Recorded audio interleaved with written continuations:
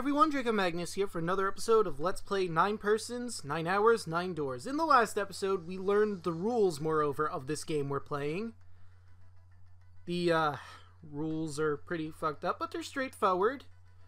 And in this episode, we're gonna actually move forward after wasting our first, about 2.5 hours? Well, let's see, we have 7.5 hours left. See, like about hour and 0.5 would be 8.5. So yeah, 2 hours and 0.5, I guess. Anyway, I'm trying something a little new with the audio, so I'm hoping it doesn't screw this up too much. Well, actually, it's more I'm sitting in a different position, and I'm hoping that I'm close enough to my microphone where it won't be too much of an issue. Maybe I should have tested this first, but oh well. Worst case scenario, I'll have to, like, boost the volume, which isn't so bad, I guess. Moving on. Very well, then. There's only one way for us to proceed. Sure not gonna be fun running around knowing we just gotta jump when Zero says. Jump. Well, it's stupid to just sit around here doing nothing. It's true. Thanks to Snake's card, at least we have some idea of how all this works. Correct. And so long as we follow the rules, we should, well, we will most likely be alright. But what? Who's going to go to which door? By the way, random thought, just interjecting this, while I was doing my, look at how to get out of my first room on an online walkthrough, I noticed that this game has multiple endings depending on how many times you play through this game. The second playthrough is different from the first, the third is different from the first and second, I think. I could be wrong, because I looked at it and I didn't look at it ever again, so as far as I know, this game has multiple endings based on playthrough, but that's it. Anyway, who's going to go in which door? June looked toward the numbered doors. Oh yeah, that's right. We can't have any more than 5 people in one door. All 8 of us can't go in the same door. Dude, I just figured this out, like, was it last episode or the episode before? Whatever, it was in a past episode. And it's pretty simple. I mean, you've already discovered who goes through door 5, 5, 2, and 7. While everyone else goes through the 4th door. Then it would seem we have to split up. But wait! Lotus looked terrified. I'm telling you now, there's no way in hell that I'm going into door 5. Well, no issue then, you don't have to. Come on, don't be selfish. Call me whatever the hell you want. I'm not going in there. If I'm gonna have to walk through all that blood, then I'd rather stay here. And we were doing so well. Ace shook his head sadly. Sorry, but I ain't going in there either.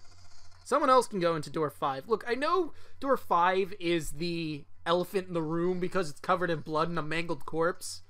But you are going to die if you don't move forward. Though granted, my plan that I've already come up with in the past episode would get you through with no problems. I'm just saying. Oh, Santa, not you too. I'm sorry, Santa Claus is just really against blood. Hey man, I just bought these shoes. If you think I'm getting some creepy dude's blood all over him, you got another thing coming. It's another thing, not another think, but whatever. That was the last straw. What the hell, man? Weren't you the one who kept saying we should get going? Yeah, so? Doesn't mean I wanted to go through door 5. Oh, God.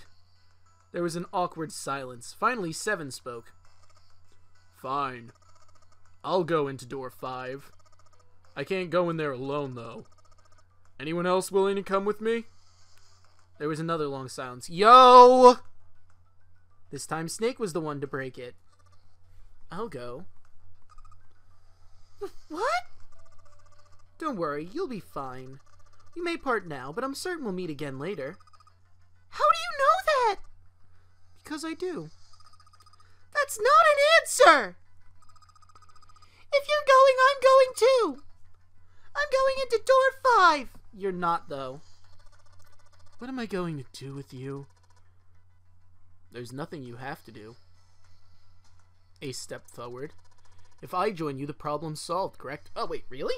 Hang on. Wait. I forgot I put the stylus back after I went to the bathroom. Okay, 7, 2, 4, and 1. Oh, no, he's right. Well, then I guess we're doing that, and then the rest of us, let's see. If it works out, let's see. 1, 4, 2, and 7 I can't use. 5. Not 1, 2. 3. Oh, no, that works out too. Well, never mind then. We're in the clear. 7 is 7. Snake is 2. And if you add Clover's 4 to my 1, the digital root will be 5. 7 plus 2 plus 4 plus 1 is 14.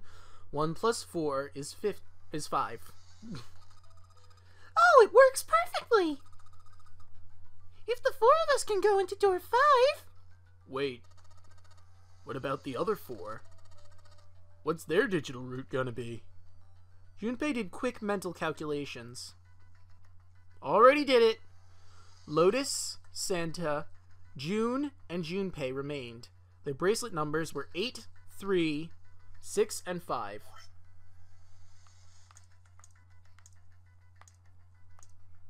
I already did that, but I just wanted to make sure again. 8, 3, 6, 5. What would the digital root be? 8 plus 3 plus 6 plus 5 equals 22. 2 plus 2 is 4. Boy, this would suck if you really sucked at math, huh? Good thing you didn't kidnap any elementary school kids. They'd be screwed. He repeated what he determined. It's 4. Add up our 4 bracelet numbers, and the digital root is 4. Then we can go into door 4? Yeah, huh. That worked out well. Well, he obviously planned all of this. I'm sure he made sure that all of the rooms would work out the right way. Junpei ran over the team assignments in his head one more. 4 people would go into door 5. 7, Snake, Clover, and Ace. 4 people would go into door 4. Lotus, Santa, June, and Junpei. Junpei had to ask himself if the teams were what he really wanted. Beyond door 5 was what remained of the 9th man. He never wanted to see that thing again, but something in him said it would be unwise not to examine the corpse even a little closer. Of course, if he went through door 5, he wouldn't be going with Lotus and Santa. True, it would be possible for him to bring June with him through door 5, but that would mean she would have to see the horrific carnage that waited there. Junpei didn't want that. Junpei was torn. Should he stay silent and go through door 4? Or should he stop them all and insist on going on door 5? As he turned his options over and over in his mind, Ace spoke up. Alright then. Seems we've reached a conclusion. Shall we go? He began to walk to door 5. I agree you might want to examine the guy closer. But you could just bring that up to the others, like, hey, could you look at him a little closer so we can be sure that he didn't miss anything? And then, yeah, okay, we'll look at that, see what's up, and we'll tell you if we meet up with you again. And it'll be fine. But no. Clover and Santa followed, with 7 a short distance behind. Junpei, which door do you want to go through? I'll just go through door 4. It's, again, not that big a deal. Junpei decided that door 4 would be fine. He would go through door 4 with Lotus, Santa, and June. Why had Junpei even considered doing otherwise?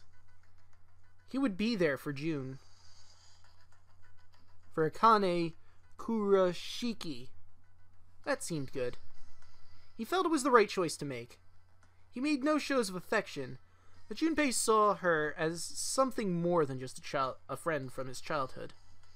He watched the other four walk towards their door. Ace, Snake, Clover, and Seven. Junpei said nothing as they left. Before long, they had reached door 5.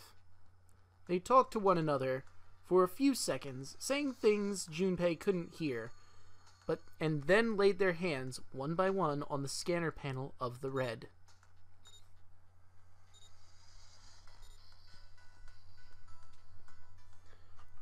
Ace grabbed the lever. His face was tight with determination, and he turned over his shoulder to look at Junpei and his companions. One moment, please. Sorry about that. I had a cup of iced tea in here, and I forgot about it. I also have a cup of water to keep my throat lubricated while I'm doing these voices, because if I don't drink water, it might get difficult, considering the range of the voices I have to do.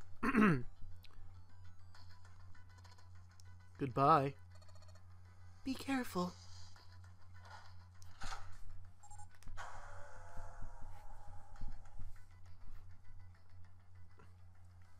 As Ace pulled the lever, the door swung open, the mouth of a great hungry beast. Beyond the door, Junpei knew lay the sad remains of the 9th man. It did not surprise him that Ace, Clover, and Seven hesitated. The body was not a pleasant thing. Snake had no such problems, as his blindness made him immune to the horror. He stepped through the door, his feet making a wet splack in the pool of blood. That'll probably get him a bit creeped out. Do you intend to kill me? I assume you haven't forgotten the door remains open for 9 seconds, have you? Snake had not bothered to turn around, but the other 3 steeled themselves and stepped through the door.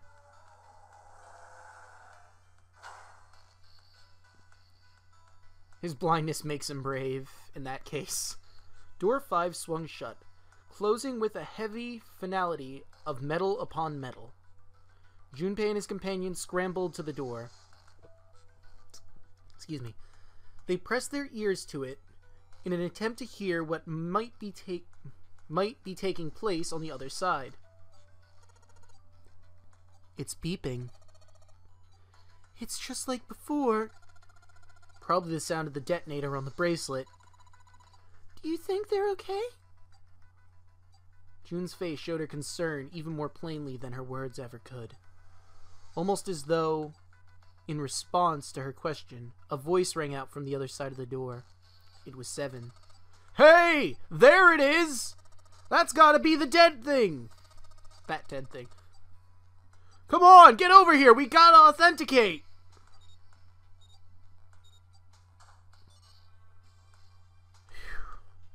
The beeping stopped. The sighs of relief were audible even through the heavy door. Whew!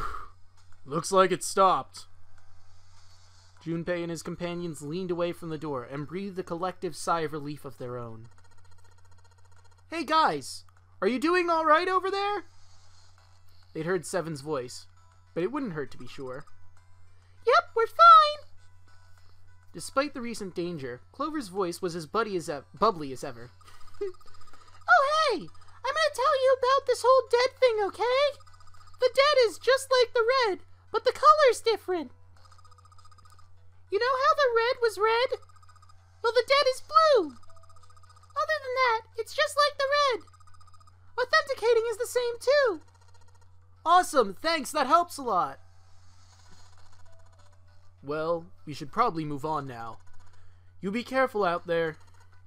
Roger that. Alright, things seem to be going smoothly for now, until we see what horrible things are behind that door. Junpei and the others left door 5 and headed towards door number 4. They stood in front of the red and placed each of their hands upon it.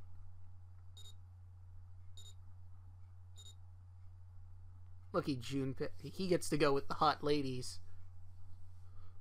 4 asterisks appeared on the screen. Junpei grabbed the lever and turned around. You guys ready? Yeah. Sure. Let's go. None of them looked particularly optimistic, but their faces were set. Junpei nodded to them and turned back towards the red. All right, let's go. With strength and determination, he pulled the lever.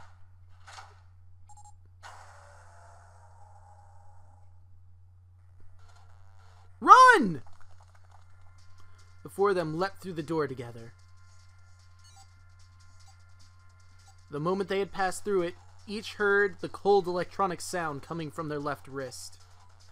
The center of each bracelet, a red skull appeared and began to flash. The detonator's countdown had begun.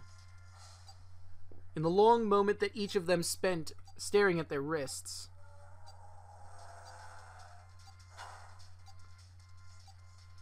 the numbered door behind them closed, the sound of metal on metal reverberating down the hallway. There was no way back now. They were committed. They could not find the device to deactivate their detonators. Hey, where the hell is the dead? How would I know? Don't give me that crap! Start looking! I already am! They began to run, eyes looking frantically for the device that was the key to their salvation. The hallway they found themselves running down was a long one, easily 300 feet in length. On the right side of it stood a series of wooden doors, all nearly identical.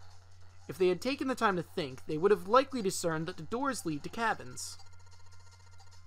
Don't tell me the dead is in one of those rooms! Oh no! How many rooms do you think there are? Junpei was too frightened to count properly, but at his best, there were 7 or 8 of them. Ah, fuck! There wasn't time to count them, to be sure. Junpei ran to the nearest door.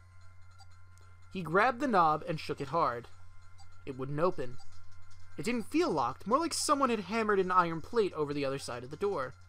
Junpei turned around to find another door and saw his companions had already run to doors of their own. They did not seem to be having any more success than he had. Their own words confirmed his fears. Shit, this one's no good! Same here. It's not moving! June was the last to speak up. As Junpei looked at her direction, eyes caught something he hadn't noticed before. A small red light. It flashed at him dimly from the end of the hallway. That's it! Over there! Even as he yelled, he ran. He grabbed Santa, Lotus, and June and pulled them towards the light. Santa called out to them as he ran. Hey, how many more seconds do we have? How would I know? Our time limit is 81 seconds. I know that, goddammit! I'm asking you how many seconds have we have left? In all likelihood, Junpei figured nearly a minute had already passed, since the door had closed behind them. Uh-oh. If that was true... Urgency foremost in all their minds, they had arrived at the end of the hallway. Well, let's count. 60 seconds for a minute. 9 seconds. 9 plus 60, 69 seconds, leaving them with... I could calculate this with a calculator. Why am I not doing that? No. 81 minus 69. Damn it. 81 minus 69.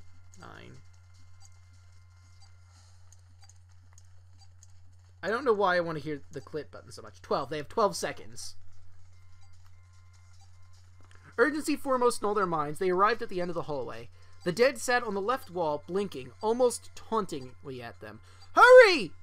Junpei grabbed a hold of the machine, his hands slick with sweat and shaking. He slammed his hand against the scanner panel. The other 3 quickly followed suit. With a grunt, Santa yanked the lever downward.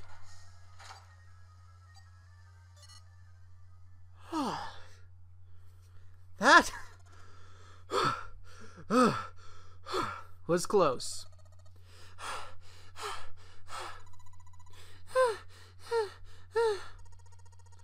Whew.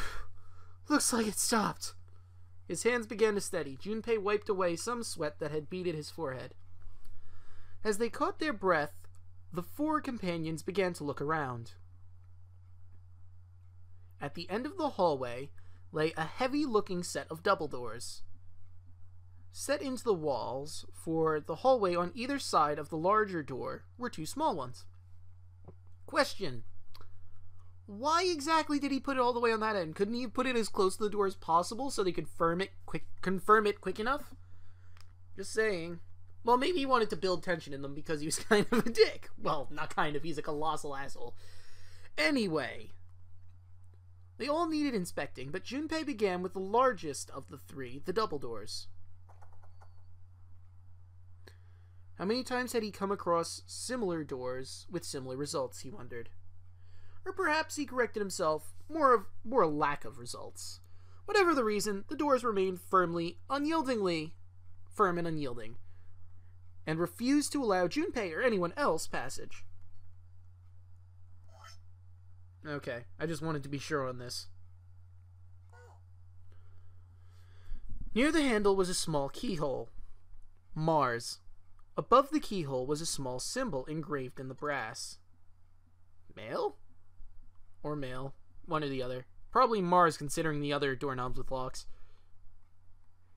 He wasn't quite sure what to make of it, and stared at it for a moment in confusion. It was June that corrected him. No, that's not the symbol for male. Well, it is, but it's also the symbol for Mars. That's probably the symbol of Mars. Well, technically they are the same symbol. But I saw a number of similar symbols near the main stairway. The symbols of the solar system. The Sun. Saturn. The Earth. At least, that's what I'm assuming. So this isn't the man symbol, it's a symbol for Mars? I think so, yes. While Junpei and June talked, Santa had disappeared. They had turned to find him some distance down the hallway. He had gone to check the other doors. Eventually he reached the last of them and jogged back. It took him only moments to catch his breath again. Here's the deal. None of the other doors are open. Then that must mean we only have 2 more doors. Lotus examined the doors on either side of the larger double door. Each one of them had a metal plate attached to it. B92 and B93. Junpei figured they were probably room numbers. The door on the left read B92, and the door on the right proclaimed that it led to B93. Alright, let's open them. Yeah. Junpei put his hand on the doorknob for the door that said Room 92.